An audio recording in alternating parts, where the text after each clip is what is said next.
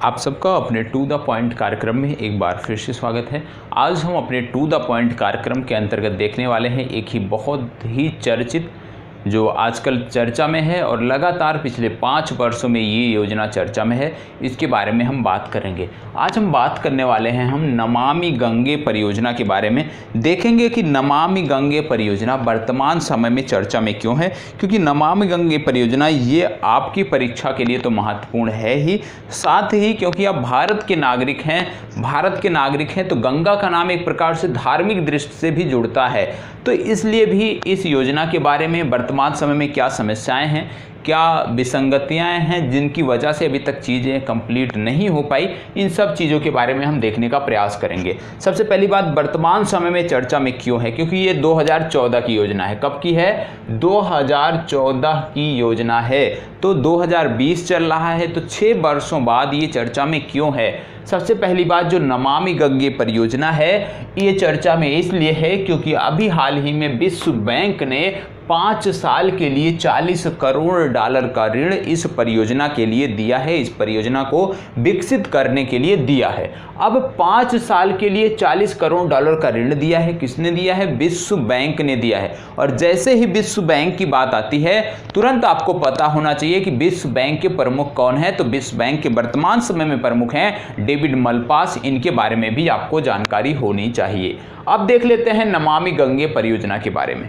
नमामि गंगे परियोजना को यदि हम देखें तो प्रारंभ में इसके 2 उद्देश्य थे। पहला था कि जो है नदी जो हमारी गंगा नदी है उसको तो सबसे पहले स्वच्छ करना है, प्रदूषण मुक्त करना है। दूसरा उद्देश्य यहीं पे था कि यहाँ पे इस तरह की अवसंरचना विकास करने हैं, इसके किनारे इस तरह की अवसंरचना विकास करने हैं जिससे बाद के वर्षों में भी प्रदूषण की समस्या से निजात मिल सके। तो 2 इसके उद्देश्य थे इस योजना के। अब यदि हम बात करें कि वर्तमान समय में जिसके लिए ऋण दिया है विश्व बैंक ने, क्यों ऋण दिया है? पोल्यूशन को कम करने के लिए, अवसंरचना विकास के लिए। तो कारण क्या है कि आज तक 6 वर्ष बीत जाने के बाद भी पोल्यूशन कम नहीं हुआ? इनके कारणों पर हम जाएंगे, लेकिन सबसे पहले हम देखते हैं कि गंगा यदि प्रदूषित होती है तो प्रदूषित होने के पीछे क्या कारक हैं, किनके कारण गंगा हमारी प्रदूषित हो रही है। इसमें यदि आप देखोगे तो सबसे पहले आएगा औद्योगिक कचरा, दूसरा है सीवेज कचरा, तीसरा है धार्मिक अपशिष्ट। मुख्य रूप से जो गंगा हमारी प्रदूषित हो रही है उसके 3 कारक हैं। पहला है औद्योगिक कचरा, दूसरा है सीवेज कचरा और तीसरा है धार्मिक अपशिष्ट। जिसमें यदि हम बात करें कि सबसे ज्यादा कहां से गंगा प्रदूषित हो रही है तो आप देखने को पाओगे कि सबसे ज्यादा यदि गंगा में दिन प्रतिदिन गंगा के जो जल है उसमें ऑक्सीजन की मात्रा दिन प्रतिदिन कम हो रही है, तो सबसे बड़ा जो इसमें कारण माना जाता रहा है वो है औद्योगिक कचरा। औद्योगिक कचरे की बात करें तो विशेष रूप से आपको कानपुर से समझना होगा, क्योंकि गंगा उत्तराखंड से बहती हुई गुजरती है और गंगा नदी जो है सबसे ज्यादा पोल्यूशन कहां पे होता है? कानपुर से वाराणसी के बीच में गंगा सबसे ज्यादा प्रदूषित होती है। सबसे ज्यादा प्रदूषित करने वाला यदि गंगा को कोई शहर है तो वो कानपुर नगर है। आपको आश्चर्य होगा कि टोटल गंगा के लिए, इस मिशन के लिए टोटल प्रारंभिक चरण में 20,000 करोड़ रुपए अलॉट किए गए थे, लेकिन सिर्फ और सिर्फ कानपुर नगर के लिए 1,000 करोड़ रुपए, उस 20,000 करोड़ रुपए में से 1,000 करोड़ रुपए सिर्फ और सिर्फ कानपुर नगर के लिए दिए गए थे, क्योंकि कानपुर नगर में सबसे ज्यादा गंगा प्रदूषित होती है। क्यों होती है? क्योंकि कानपुर नगर औद्योगिक नगर है, पुराना शहर है, बहुत सारी इकाइयां हैं, यहाँ पे औद्योगिक इकाइयां हैं, जिसके कारण उनके जो कचरे होते हैं डायरेक्टली गंगा में प्रवाहित कर दिए जाते हैं और एक समस्या यहाँ पे ये रहती है। तो औद्योगिक कचरे में क्या समस्या आती है? जो सबसे बड़ी समस्या है कि औद्योगिक कचरे में जो निकलता है इसमें भारी धातुएं होती हैं, और जब भारी धातुएं जल में मिलती हैं, गंगा के जल में मिलती हैं, तो वो गंगा के जल के ऑक्सीजन को कम कर देती हैं। उसमें रहने वाले जीवों को जो है, यदि कोई भी जीव भारी धातु जिसमें है वो जल ग्रहण करता है, पीता है, तो निश्चित रूप में उसकी जो आयु होती है वो घटती जाती है। तो औद्योगिक कचरा एक प्रमुख कारण है। उदाहरण के लिए आपको कानपुर नगर जाना होगा, वहां से समझना होगा। दूसरी बात आती है सीवेज कचरा। सीवेज कचरा में आप देखोगे कि जो भी गंगा के किनारे नगर बसे हुए हैं उनके जो शहरी अपशिष्ट हैं, जो मानव अवशिष्ट हैं वो डायरेक्टली गंगा में प्रवाहित कर दिए जाते हैं। उसके लिए कोई शुद्धिकरण का कोई पैमाना नहीं है, किसी प्रकार की वहां पे इकाई नहीं स्थापित है। तो दूसरा प्रमुख कारण जो है वो है सीवेज का कचरा गंगा को प्रदूषित करने के लिए। तीसरा महत्वपूर्ण जो कारक है वो है धार्मिक अपशिष्ट।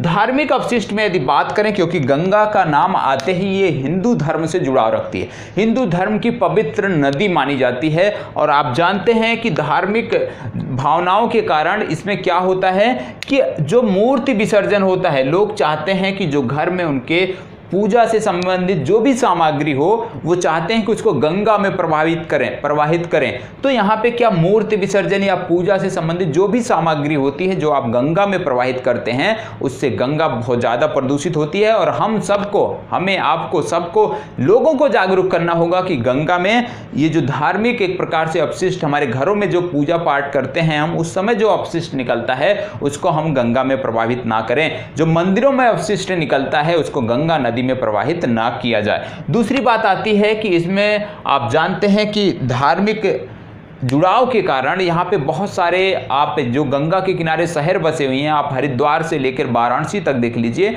पटना तक चले जाइए, तो लगातार बहुत सारे शहर हैं और धार्मिक मान्यताएं हैं। बहुत सारी संख्या में, लाखों की संख्या में श्रद्धालु गंगा में स्नान करने के लिए जाते हैं, और जो स्नान करने के लिए जाते हैं वहां से भी गंगा प्रदूषित होती है। तीसरी बात आती है, हिंदू धर्म में गंगा का बहुत महत्व है, इसलिए जो दाह संस्कार होते हैं उनको भी अक्सर, जो गंगा नदी के किनारे शहर स्थित हैं, उनके दाह संस्कार उन्हीं नदियों के तट पर होते हैं। और दाह संस्कार के बाद जो भी अवशेष बचता है उसको नदी में प्रवाहित कर दिया जाता है। यह भी एक बहुत बड़ा कारण गंगा के प्रदूषित होने का है। इसके साथ साथ आप कहीं कहीं देखने को पाओगे कि शव को बिना ही जलाए, बिना ही किसी भी प्रकार के शव को गंगा में प्रवाहित कर दिया जाता है। तो ये एक बड़ी समस्या है कि शव को हमें गंगा में प्रवाहित नहीं करना चाहिए। तो इन सब चीज़ों से यदि हम देखें तो ये 3 विशेष कारण है जिसके कारण गंगा नदी जो है हमारी शुद्ध नहीं हो पा रही है, लगातार प्रदूषण इसमें बढ़ते जा रहे हैं।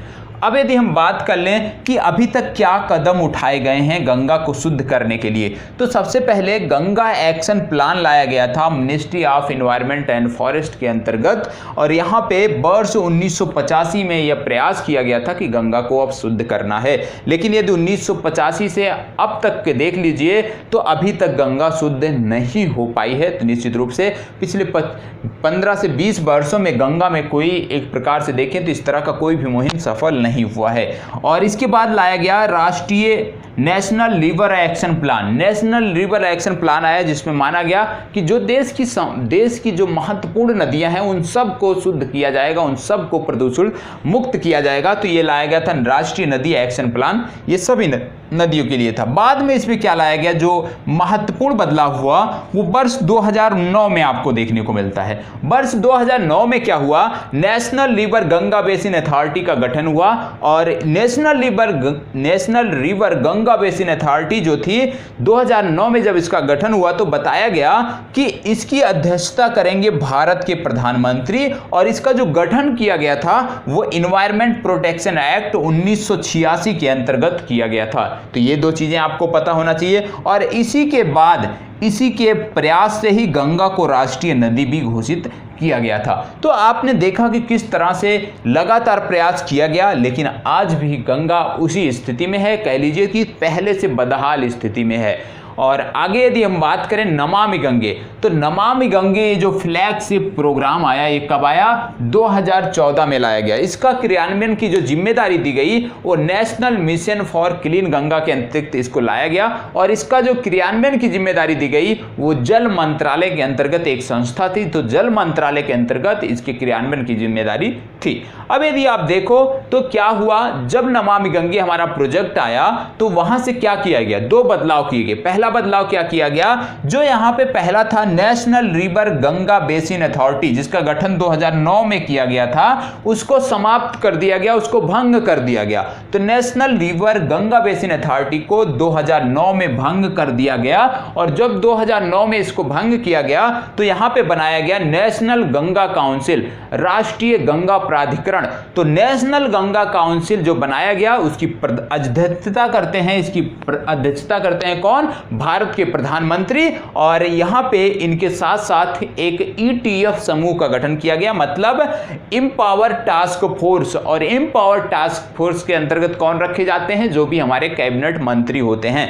तो किस प्रकार से आपने देखा अभी तक कि national river Ganga basin authority को भंग किया गया और नई एक संस्था बनाई गई, नेशनल गंगा काउंसिल, जिसके द्वारा वर्तमान समय में नमामि गंगे योजना जो है, परियोजना जो है, उसको संचालित किया जा रहा है। और इसका भी उद्देश्य क्या था? नेशनल गंगा जो काउंसिल थी उसका भी उद्देश्य था गंगा को प्रदूषण मुक्त करना है, गंगा को पूर्व की भांति जैसे गंगा स्वच्छ निर्मल धारा बहती थी उसी तरह से उसको पुनः लाना है। तो 2 लक्ष्य यहां भी रखे गए थे। और इस योजना के तहत मैंने पहले भी बोल दिया कि 20,000 करोड़ रुपए केंद्र सरकार ने अलॉट किए थे, और ये 20,000 जो रुपए थे इनको 8 पिलर बनाए गए थे। इन 8 पिलरों के माध्यम से इनको खर्च करना था, जिनमें सबसे पहले था सीवेज ट्रीटमेंट, दूसरा था रिवर बेसिन जो हमारा नदी जल ग्रहण क्षेत्र है उसको स्वच्छ करना। इस तरह से 8 कार्यक्रम थे। इन 8 कार्यक्रमों पर ये 20,000 करोड़ रुपए खर्च करने थे। लेकिन मैंने पूर्व में बताया कि इसमें से 1,000 करोड़ रुपए सबसे पहले कानपुर शहर के लिए अलॉट किए गए थे।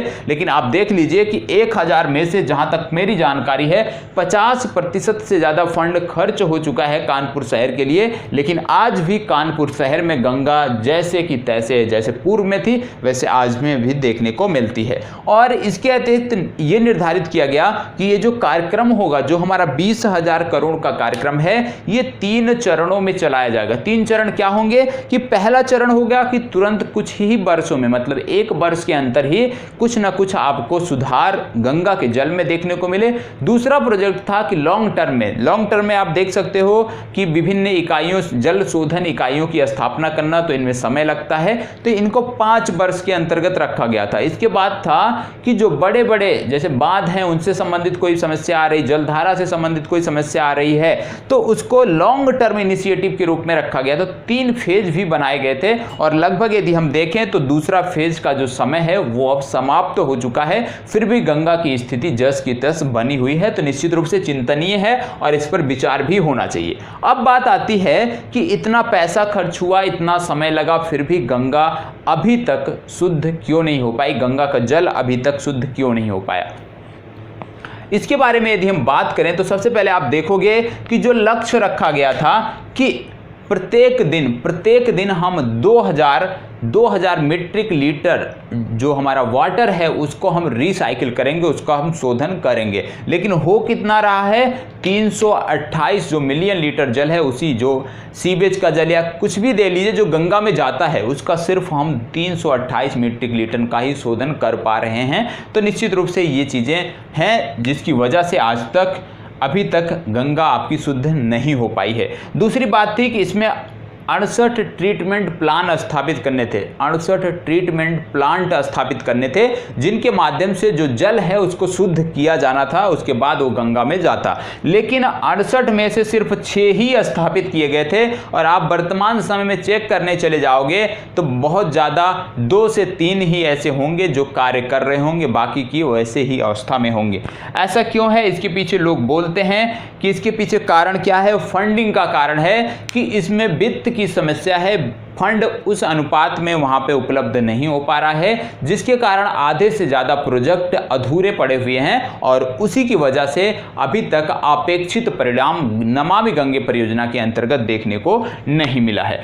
तो किस प्रकार से नमामि गंगे परियोजना क्या थी, इससे जुड़ा हुआ जो भी महत्वपूर्ण पहलू था कि किस प्रकार से शुरू हुआ, क्या क्या बदलाव हुए, वो सब मैंने आप सबके समक्ष लाने का अपनी तरफ से पूरा प्रयास किया है और उम्मीद करता हूं कि आप सब इससे संतुष्ट भी होंगे। तो यहीं पे अपनी चर्चा समाप्त करते हैं। नेक्स्ट टाइम फिर मिलते हैं अपने टू द पॉइंट कार्यक्रम के अंतर्गत। तब तक यदि अच्छा लगता हो तो प्लीज़ लाइक, शेयर और कमेंट अवश्य करें, ज़्यादा से ज़्यादा लोगों तक पहुँचाएँ और एक बड़े प्लेटफॉर्म के रूप में परिवर्तित करने में आप हमारी मदद करें। धन्यवाद।